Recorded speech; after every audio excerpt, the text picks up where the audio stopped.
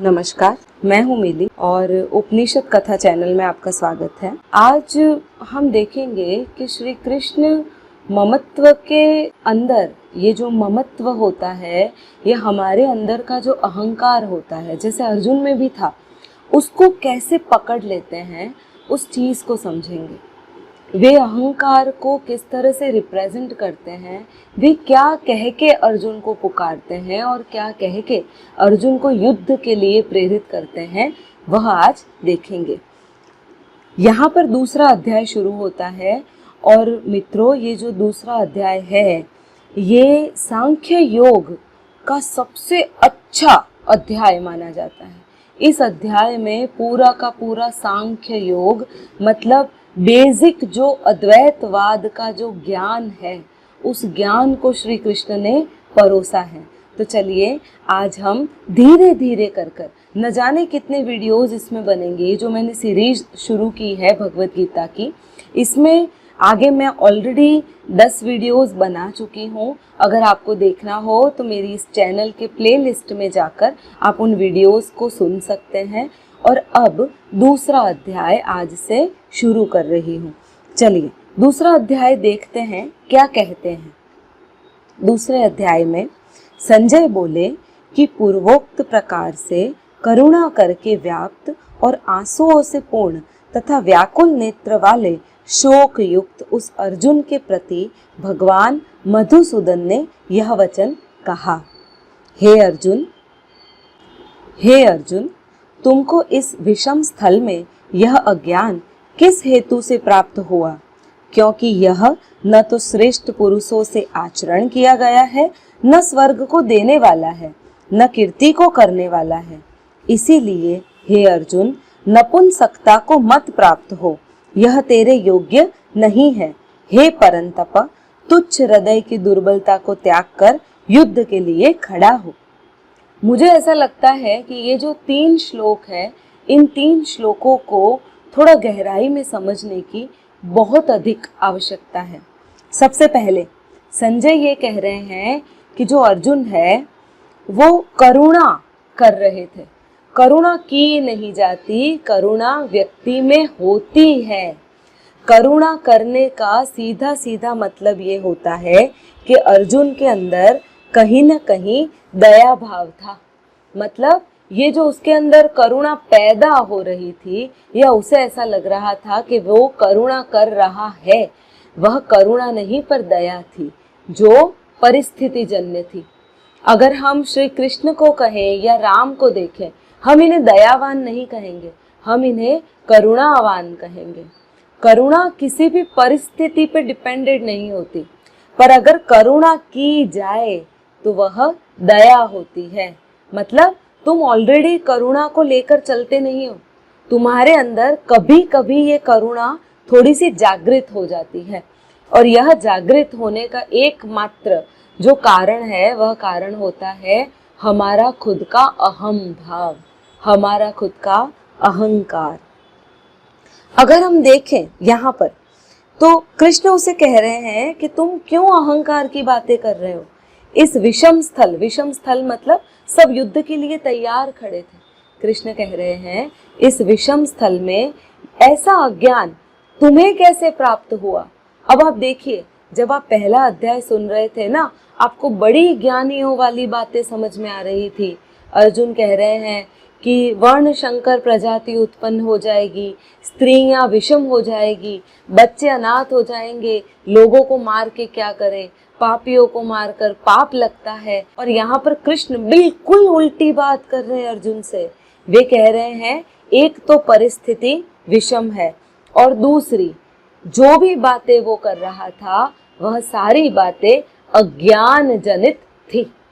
अब कृष्ण, जब हम सुनते हैं तो हमें ऐसा लगता है अर्जुन तो बड़ी ज्ञानियों की भाषा बोलते हैं, पर कृष्ण को लग रहा है यहाँ पर अर्जुन अज्ञान की भाषा बोल रहे हैं। कृष्ण कह रहे हैं यह न तो श्रेष्ठ पुरुषों से आचरण किया है। आप देखिए, कभी भी कोई भी श्रेष्ठ पुरुष कोई चीज करते हैं तो उसके पीछे स्वार्थ निहित नहीं होता, सिर्फ परमार्थ निहित होता है। कृष्ण ने बड़ी गहरी पर पूरा का पूरा अर्जुन को समझकर बात करी है। कृष्ण समझ गए थे कि अर्जुन में अहंकार की चरम सीमा आ गई थी। अर्जुन को पता था कि वो लड़ रहा है, अर्थात शायद 99% चांसेस है उसके जीतने के, क्योंकि उसके पास गांडीव धनुष था, उसको हनुमान का वरदान प्राप्त था, उसके पास इंद्र और ब्रह्म के अस्त्र थे। तो यहाँ पर उसे कहीं न कहीं पता था, और सबसे बड़ी बात जो अर्जुन को पता थी वह ये थी कि उसके पास श्री कृष्ण थे। उसे पता था कि पॉलिटिकली श्री कृष्ण बहुत इंटेलिजेंट है, और इसी वजह से अर्जुन ये कहते हैं कि मैं क्यों लड़ूं, मरना ही अच्छा है, इससे अच्छा तो मर जाएं, लड़ने से अच्छा। और आप देखिए, जब भी अहंकार चोटी पर होता है तब मैं और मेरा, मैंने किया, मेरा है और मुझसे हुआ, ये चीज जो है ये व्यक्ति बहुत ज्यादा बोलते हैं। अहंकार बच्चा जब पैदा होता है ना, तब साथ में ही लेके आता है, पर उस अहंकार से, उस अहंकार की वृत्ति से धीरे धीरे हमें बाहर निकलना होता है। हम जो समझते हैं, हमें उसके विपरीत अपने खिलाफ खड़े रहकर हमें अपने आप को देखना पड़ता है, हमें अपने आप को ऑब्जर्व करना पड़ता है कि हम क्या कर रहे हैं, किस चीज को किस तरह से ले रहे हैं, क्या इसमें हमारा स्वार्थ निहित है या ये काम करने से परमार्थ हमें मिलेगा। जैसे अगर मैं इन वीडियोस को बना रही हूँ, तो इस वीडियोस को बनाने के पीछे अगर मेरा स्वार्थ देखा जाए तो ये स्वार्थ सिर्फ यही है कि मैं अपने आप को कैसे समझ सकती हूँ। इस वीडियो के बनाने के पीछे का आशय केवल यही है। और दूसरा आशय ये है कि अगर जो कोई मुझे सुनता है तो शायद मैं उन्हें हेल्प कर पाऊँ उनको समझने के लिए, क्योंकि हम जब कभी कोई चीज़ बार बार सुनते हैं, वह चीज़ हमारे संस्कारों का एक अंग सा बन जाता है। अगर हम भगवत गीता को बार बार सुनेंगे, उसका अनुसरण करने का या उसे समझने की कोशिश करेंगे, तो भगवत गीता हमारा एक अभिन्न अंग बन के खड़ा हो जाएगा। तो यही चीज है। अगर हम अहंकार को देखें तो कृष्ण ये कहते हैं, जहां जहां अहंकार है वहां वहां अहिंसा झूठी है, जहां जहां अहंकार है वहां शांति झूठी है, जहां जहां अहंकार है वहां कल्याण, मंगल और लोकहित भी झूठा है, क्योंकि वहां पर हम सिर्फ और सिर्फ अपने स्वार्थ को देखते हैं। हम आगे क्या होगा, सिचुएशन क्या होगी, हम वो नहीं देखते। हम सिर्फ ये देखते हैं अभी क्या हो रहा है, और सिर्फ हम उसी को देखते हैं। अगर व्यक्ति को देखा जाए तो व्यक्ति की सबसे ज्यादा गंभीर अगर कोई बीमारी है तो वह बीमारी है उसका खुद का अहंकार।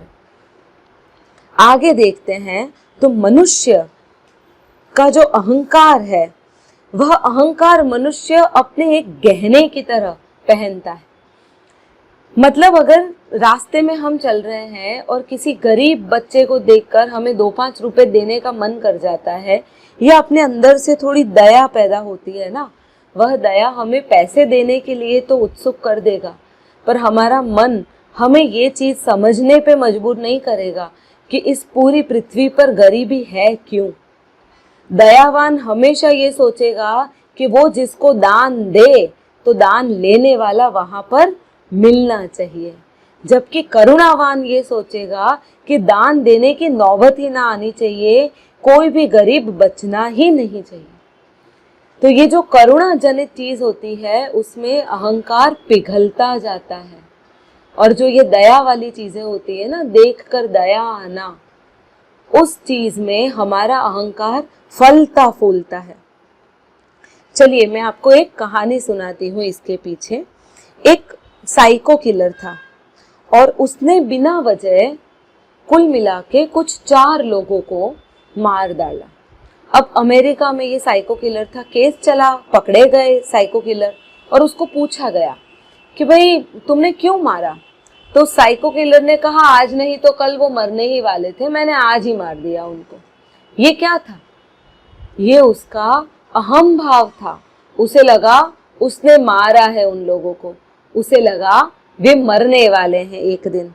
और यही चीज है, अगर आप एक डॉक्टर को देखते हैं, जैसे कोविड में तो काफी डॉक्टर्स बहुत काम में आए हैं। अगर हम किसी डॉक्टर को देखते हैं और वो हमारे शरीर पर कहीं पर कुछ घाव हो गया है और उस घाव को ऑपरेट करने के लिए उस पे चीरा लगा के उसे क्लीन करता है, तो चाकू तो वो भी लगा रहा है हमारे शरीर पर। और कोई दूसरा व्यक्ति है जो ऐसे ही हमारे शरीर पर चाकू का घाव कर रहा है, तो क्या फर्क पड़ गया दोनों में? दोनों के कर्मों को देखें तो कर्म तो एक जैसे दिखेंगे आपको, वही चाकू से चीरा लगाना। पर अगर कर्ताओं को देखेंगे तो बहुत बड़ा अंतर है। एक जो जान बचाने के लिए चीरा लगा रहा है और दूसरा जो जान लेने के लिए चीरा लगा रहा है। इसीलिए भगवत गीता में आपको पहले कर्ता भाव समझाएंगे और उसके बाद उसी कर्ता भाव से मुक्त होने का रास्ता भी देंगे। अगर हम देखें तो जो भी कंपैरिजन हमारे अंदर पैदा होती है ना, वह एक अहंकार ही है।